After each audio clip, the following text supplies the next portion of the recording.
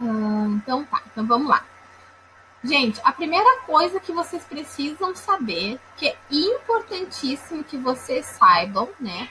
Que está no início do livro 2 de vocês, é a arte passadista. O que é a arte passadista?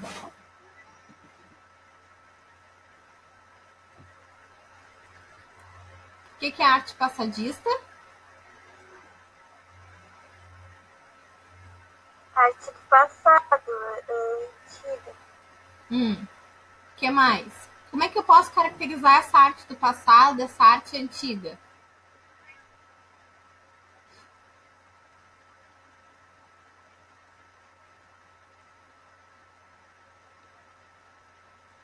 Era mais formal, era mais realista.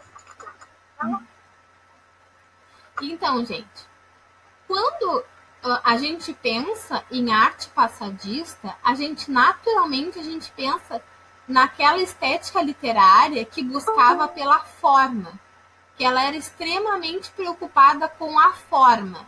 Que estética é essa? Preocupada com a forma.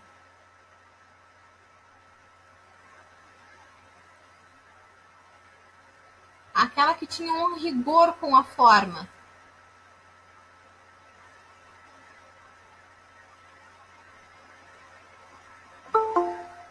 Hein?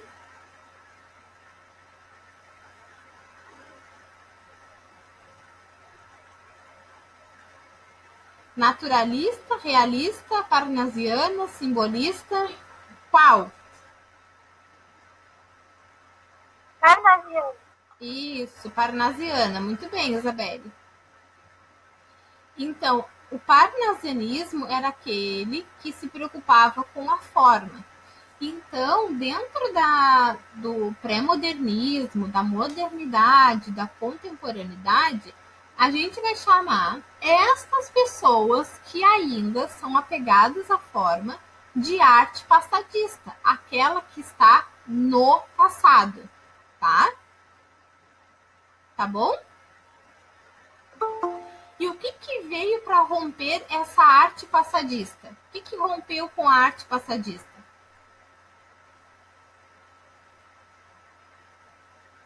Lídia, tu tá com dor? Alguma coisa assim? Tu tá bem?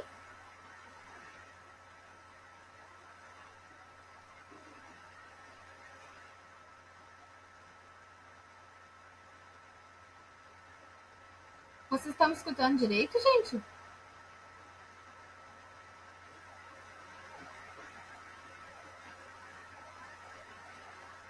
Bom dia, Gustavo.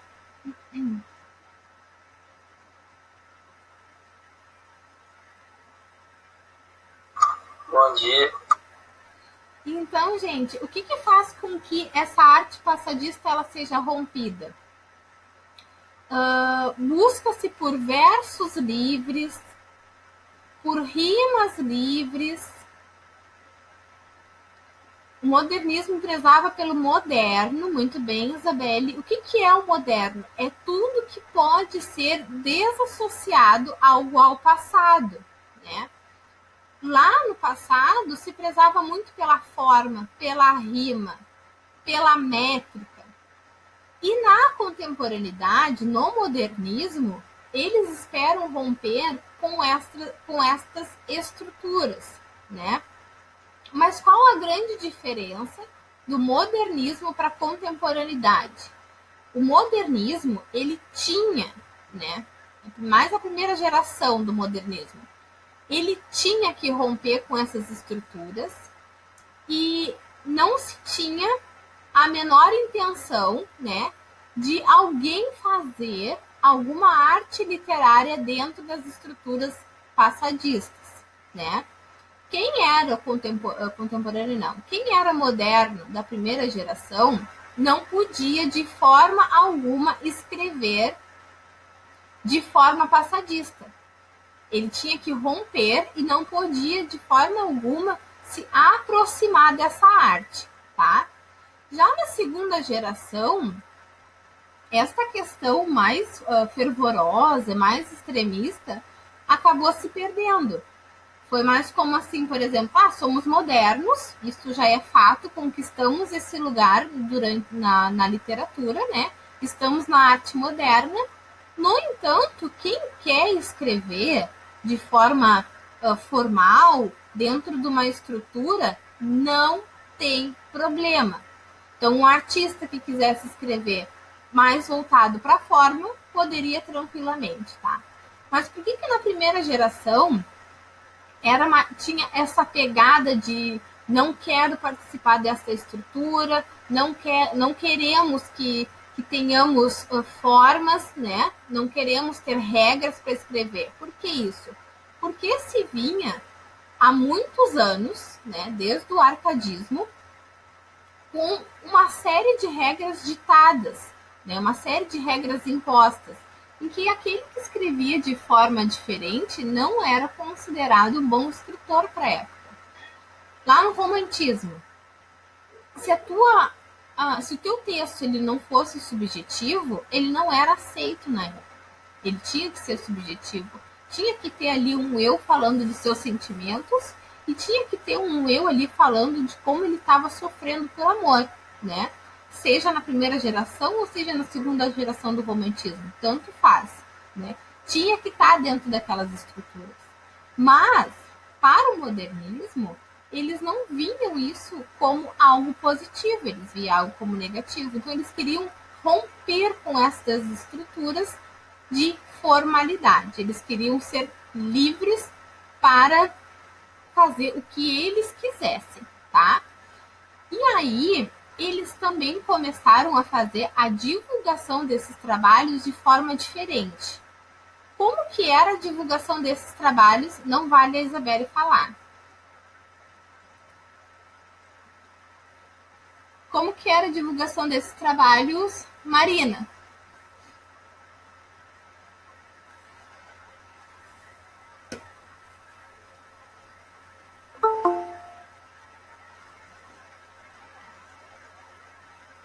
Divulgação? Sim, e como que era essa divulgação?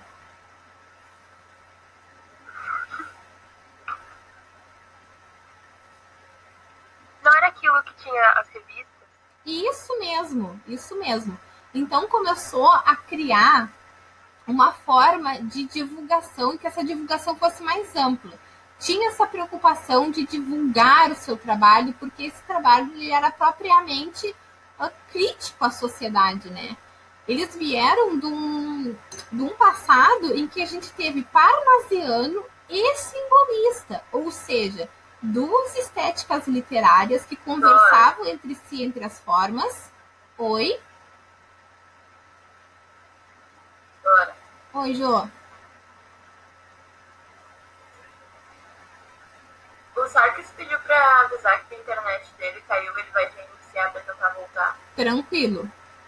É por causa do programa. Tem muita gente caindo por causa desse programa da tela. Meus pequeninos, sexto ano, foi assim. Não tem problema, tá? Desde que ele volte, eu vejo que ele está presente, não tem problema. Bueno, me perdi. Das revistas, né? Então, eles vieram de duas estéticas literárias que eram complicadas, porque elas visavam a forma e não visavam fazer uma crítica para o contexto social da época. Qual era o contexto social da época? Você já sabe que viemos de uma revolução industrial, né, em que a modernidade estava chegando nos centros urbanos. Modernidade, gente, é o que a gente acha hoje como simples, mas que para a época não era simples. Na literatura é muito, muito importante a gente se colocar dentro desse contexto social. Nessa época, estava surgindo luz elétrica, eletricidade. Oi.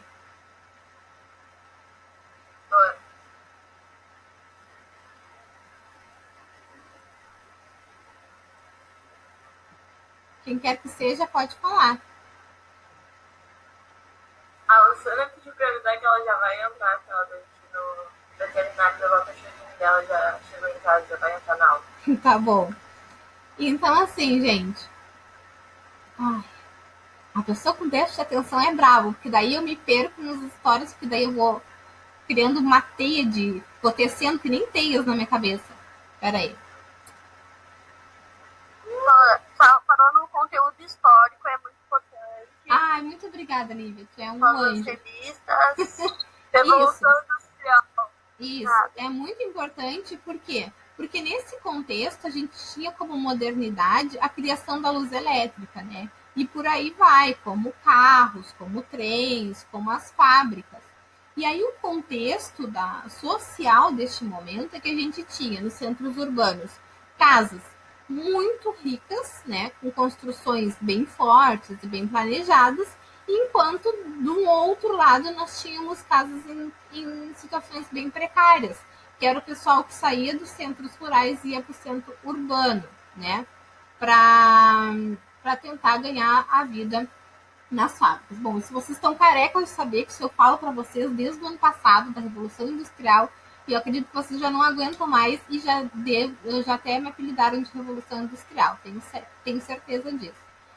Então, eles vieram de duas escolas literárias que não queriam um olhar para a sociedade, né? Então veio o pré-modernismo, focado numa questão regional. Vimos o Euclides da Cunha lá na Guerra de Canudos, expondo as coisas que aconteciam, com uma necessidade de gritar para o mundo o que estava acontecendo no Brasil, o que estava acontecendo no Nordeste, o descaso dos governantes com essa parte do Brasil, né, que só avisavam dar favorecimento para São Paulo, Minas Gerais, que é a cultura do café com leite, e do Rio de Janeiro. Não esquecemos do Rio de Janeiro. Rio de Janeiro também era uma das cidades que era importante, né? Então, isso tudo é muito, muito, muito bem arquitetado para ser exposto dentro da literatura. E no modernismo não é diferente. O modernismo ele também vem para fazer uma crítica à sociedade desta época, que é exatamente a mesma coisa, só que com uma crescente. Qual é a crescente? Da desigualdade social e econômica do país, tá bem? Então, aquilo que foi criticado lá no modernismo com Euclides da Cunha, no pré-modernismo, no modernismo, primeira e segunda geração, continua sendo pontuado, só que de uma forma maior, porque a desigualdade social ela cresce, cresce, cresce conforme vai passando os anos, né? Porque a população vai crescendo e logo vai gerando mais desigualdade, mais problemas econômicos, sociais e também ambientais. Essa última palavra que eu falei, problemas ambientais, ele é típico do modernismo da segunda geração, tá? E vai aparecer tanto na prosa quanto na poesia, tá bom? Então, o modernismo primeira geração, ele visa fazer uma crítica de uma forma mais ampla e pontuando como que essa desigualdade social está crescendo, né? E como que é a política atual no Brasil. E a segunda geração, ele vai se preocupar também com as questões ambientais que anteriormente não se falava.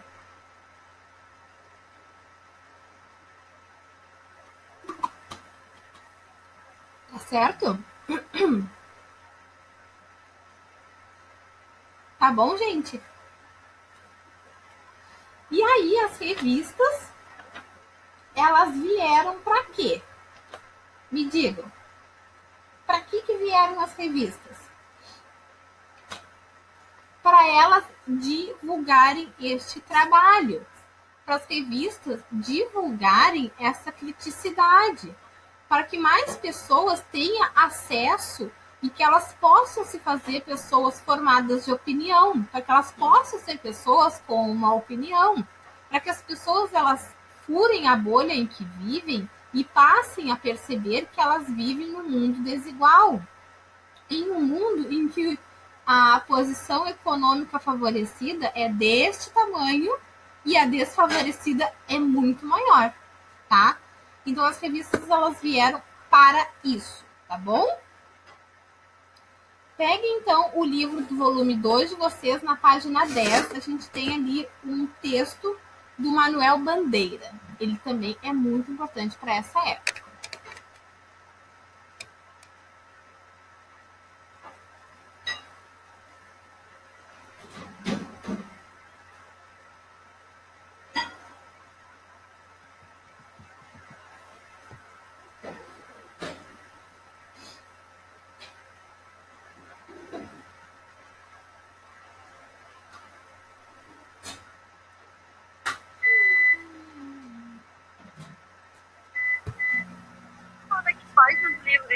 10. É bem no início. 10.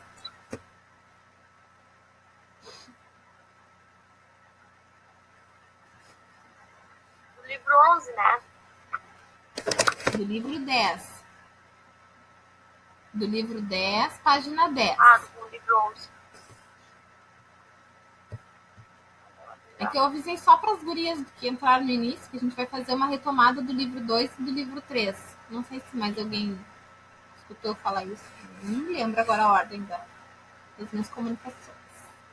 Jefferson, liga a câmera, Jefferson. Só que arrastei. Tá? Tranquilo, Lívia, não tem problema. Temos tempo ainda.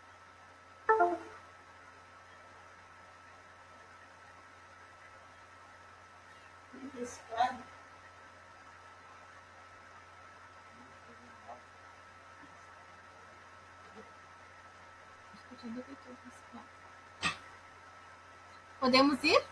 Podemos?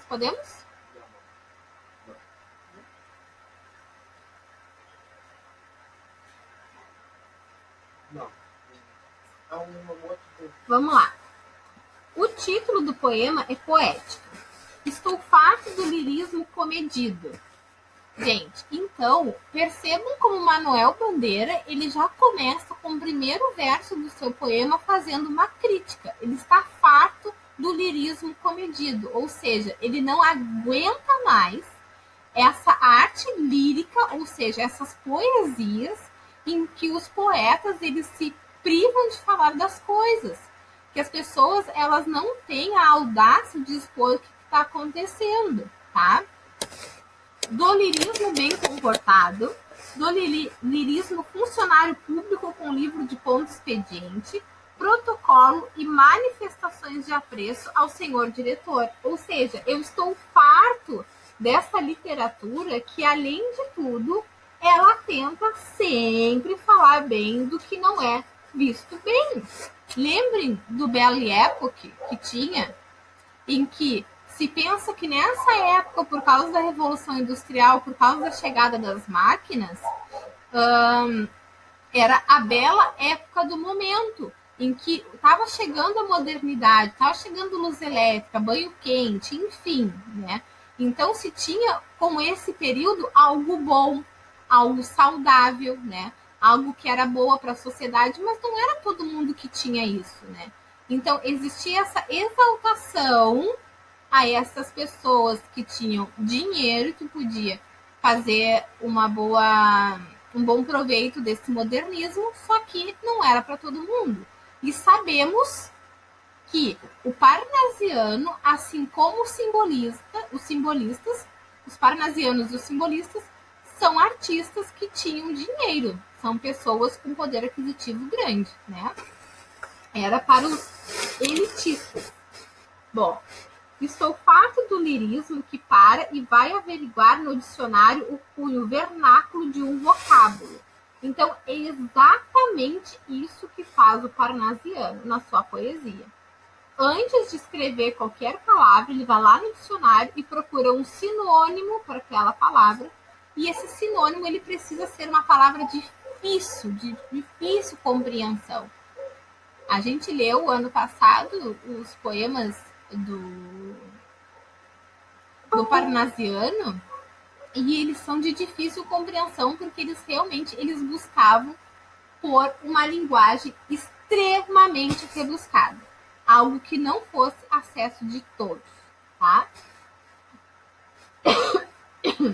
Abaixo aos puristas, todas as palavras sobretudo, os barbarismos universais, todas as construções sobretudo, as sintaxes de exceção, todos os ritmos sobretudo os inumeráveis. O que esses são esses ritmos inumeráveis, gente? É aquela métrica que a gente faz. É saber que o verso primeiro ele rima com o verso terceiro e assim vai e precisa ser desta forma. É dizer que o meu poema ele precisa ter sempre 10 sílabas poéticas em todos os versos, tá?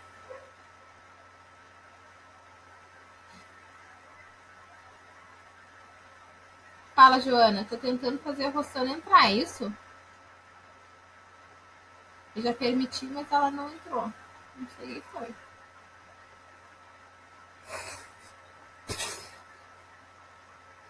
Bom, estou farto do lirismo namorador. Quem é o lirismo namorador? Romantismo. Político, raquítico, sifilítico e de todo lirismo que capitula ao que quer que seja fora de si mesmo.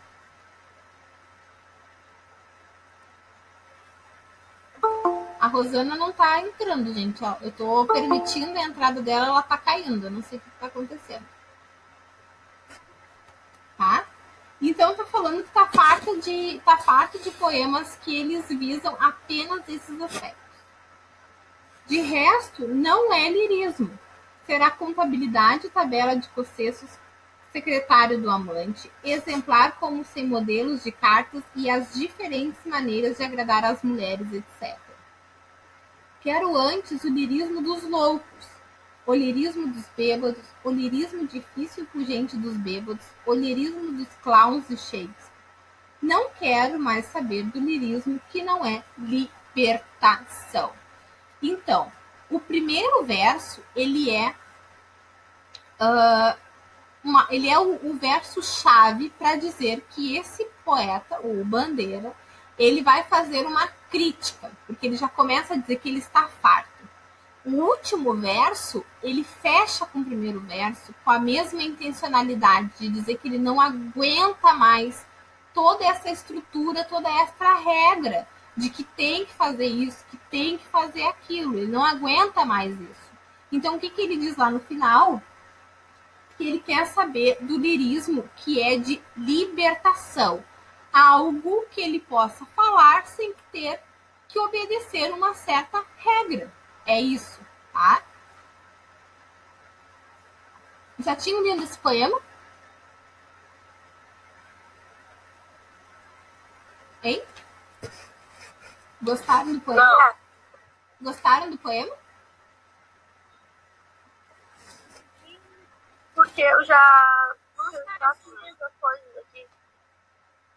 Fala, Lívia. Não lembrava, mas eu fiz. Ah, tá. Esse poema eu acho ele maravilhoso para exemplar. Eu li.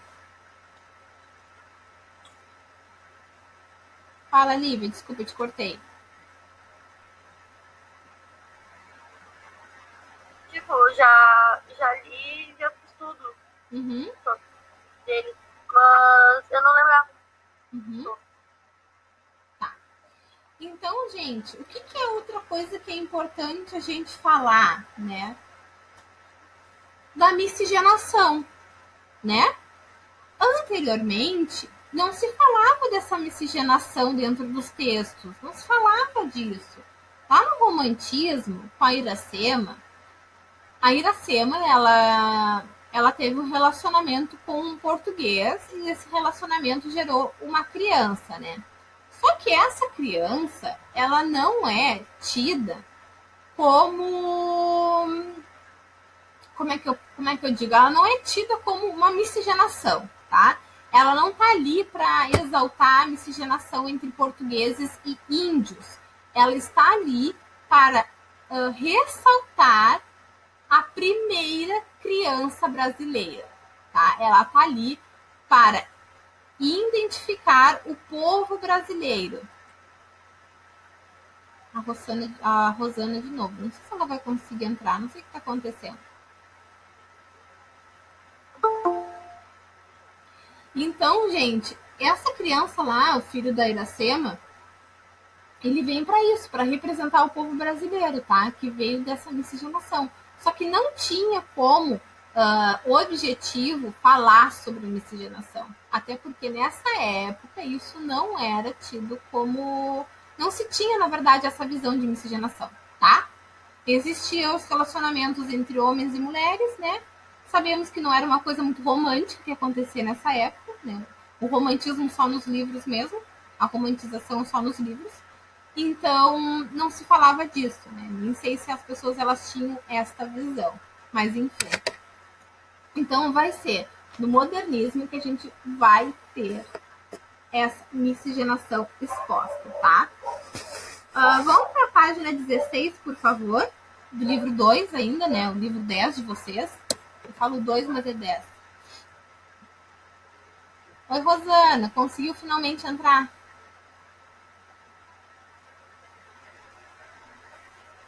Consegui. Lavou as mãos depois que chegou em casa?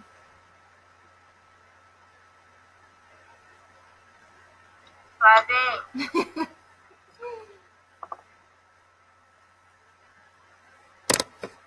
Pronto, página 16 do volume 10, tá ok?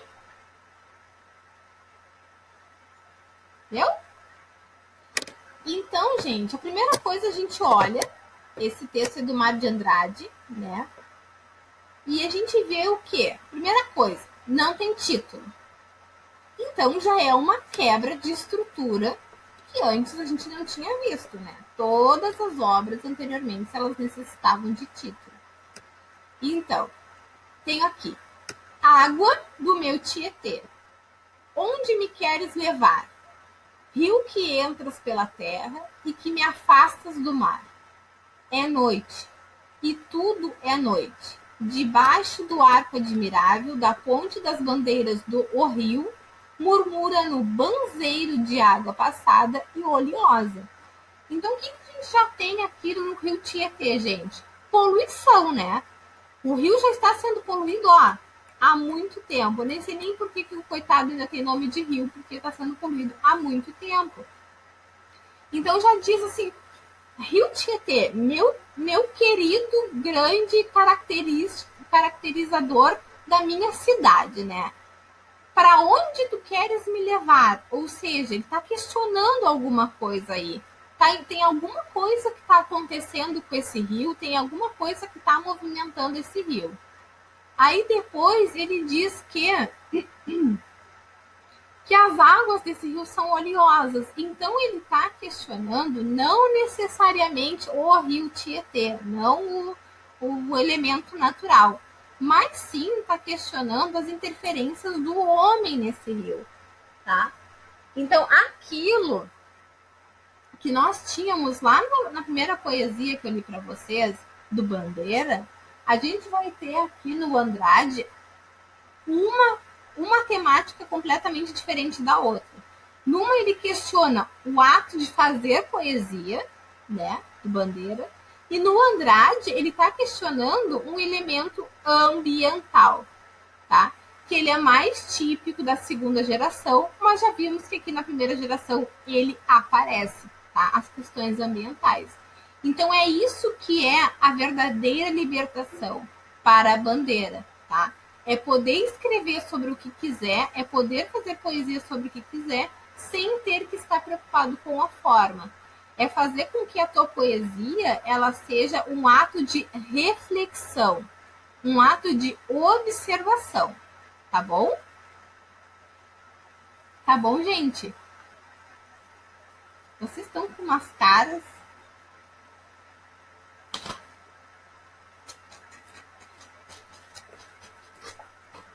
Ele foi física antes disso. Ah, foi física com a Ju. Estão com os cérebros derretidos. Mudar esses horários, não tá cansativo. Ainda mais que vocês vieram de férias, aí em seguida uma semana inteira de aula, né? Nossa, a gente tá de férias já, né? Faz meses. Ai, não, né, Sofia? Não me Não, diz que tu não. tá de férias, né, Sofia? Pelo amor do amor.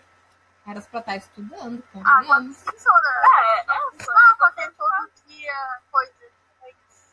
Não tem todos os dias Não coisa? tinha aula online. Não entendi, Lívia. Não, antes. Agora sim. Ah, tá. É, porque antes a gente não tinha. A gente Tipo, tava. antes não tinha que fazer todo dia coisa ou se acordar cedo. Uhum. Então, Entendi. É que a gente foi se agora aperfeiçoando, sim, né? aí.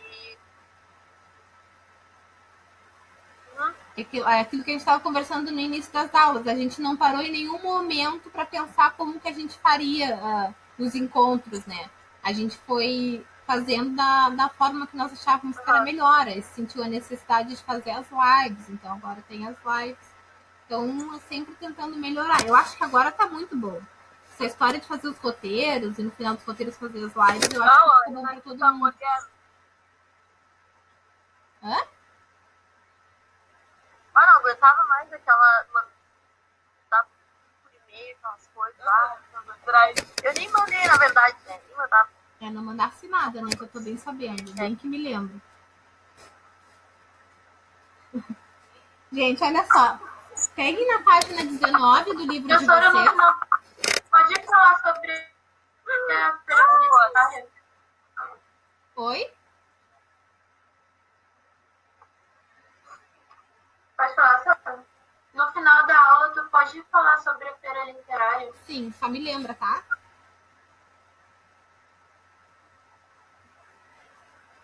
Ah, também não queria seguir. Tá bom. Então vamos lá, gente. Página 19. Tem a primeira indicação de parágrafo aqui, eu quero que vocês peguem, onde eu escrevi aqui, ó. Ler e refletir. Vamos ler e refletir sobre esse parágrafo. Vocês viram que eu tô mudando a minha letra? Tô aproveitando a quarentena para treinar a minha letra. Tira tá com calo no dedo de tanto escrever. Bom, vamos lá. As tendências presentes na arte e na literatura modernista se espalham para outros setores da sociedade. O modernismo pode ser interpretado como uma ampla tomada de consciência a respeito da necessidade de compreender e incorporar as identidades marginalizadas, como a indígena e o afro-brasileiro. Sabemos, né, que a cultura afro-brasileira, a cultura africana no Brasil, ela está sendo mais vista e mais discutida, tanto que a nossa feira literária ela tem como esse tema. Aí eu pergunto para vocês, por que eu botei ali ler e refletir? Eu já tinha comentado, então eu acho que é sempre importante a gente retomar. Vocês acham que a cultura indígena, que outras culturas, elas são tão mais valorizadas como a cultura afro-brasileira? Vocês acham que sim?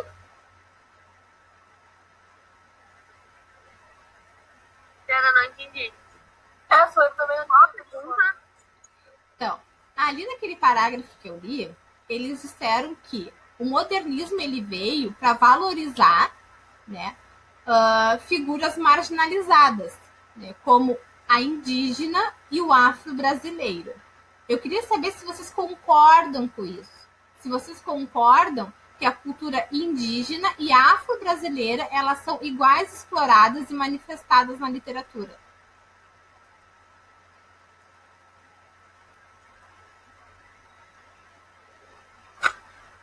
Quem concorda, levanta a mão.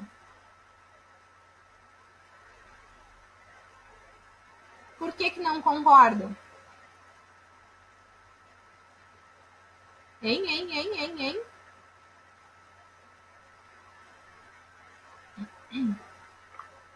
Porque eles não falam diretamente da cultura indígena. A cultura indígena ainda é muito marginalizada. Até se fala, mas não. É isso aí, Isabelle. Então, essa é uma reflexão que a gente tem que pensar, né? Porque é importante falar de todas as pessoas marginalizadas, né? Mas aqui o livro ele diz que o modernismo ele traz essa reflexão sobre o indígena que é marginalizado e na verdade a gente não tem nenhuma visão do indígena marginalizado na poesia. A gente pode ter nas artes plásticas, na pintura. Agora, na literatura, isso não acontece. Então, vocês, por favor, grifem ali a parte que diz como indígenas e afro-brasileiro e vocês coloquem que na literatura não há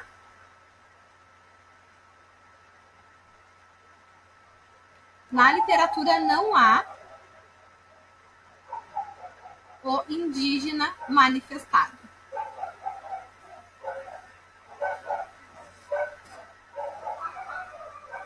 Pode repetir que estava ouvindo? Que na literatura não há a figura do índio marginalizado.